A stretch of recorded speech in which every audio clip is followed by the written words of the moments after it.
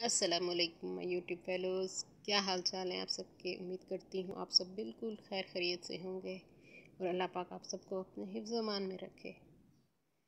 आज मैं आपके लिए जो टोटका लाई हूँ वो गैस से निजात का टोटका है। गैस का मसला हर दूसरे इंसान को हुआ है आजकल। एक तो हमारी ग़िज़ाएँ ठीक नहीं हैं, दूसरा हम खाने में बहुत जल्दी करते हैं, चबा चबा के नहीं खाते, जिसकी वजह से पेट में गैस बन जाती है और जो बहुत ही तकलीफ़देह होती है। इसको कम करने के लिए मैंने आज आपके लिए एक टोटका शेयर किया है। उम्मीद करती हूँ आप सबको पसंद आएगा। आपने लेना है सफ़ेद ज़ीरा, सौंफ और धनिया। ये तीनों चीज़ें घर में आम तौर पर मौजूद होती हैं हमारे किचन में। ना भी हो तो अपनसार से आसानी से मिल जाती हैं।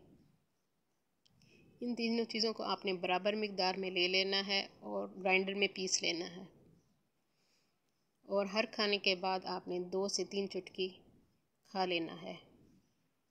इसको खाते ही आपके पेट से गैस फ़ौरन ही खारिज होना शुरू हो जाएगी और आपको राहत महसूस होगी।